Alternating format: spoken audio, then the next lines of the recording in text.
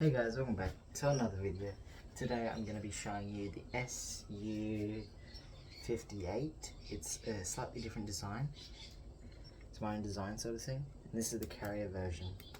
But it is called the Cockroach because it's got the back of a kind of like cockroach at the back sort of thing.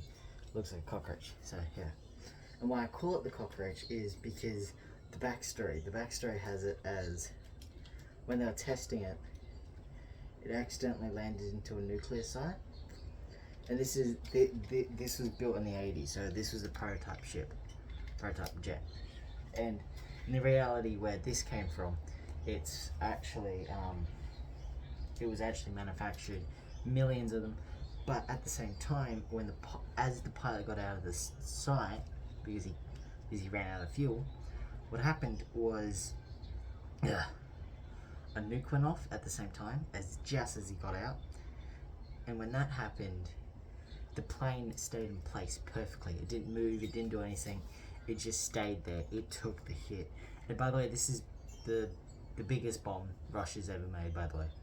So this thing is just standing there like this.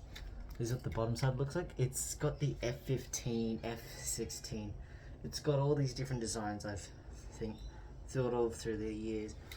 I took apart the F-18, but I wanted to make the F-18s. So this was actually supposed to be the F-18, you see here, but like much different. Like it looks like an F-18 there, but from this angle it just looked like something completely different. But this was, and so when he went back to go and grab it, it was radiated, but it still flew. It could still go. It was like revolutionary.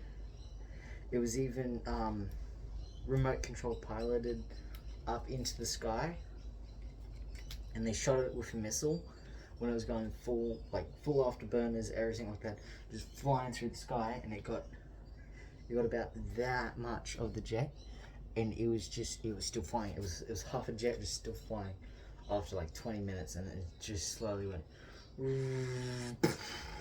So that's why it's called the Cockroach, because it literally survived a nuclear blast like a cockroach does. And I think it's a pretty cool, it's not the best idea, it's not the best design I've ever had.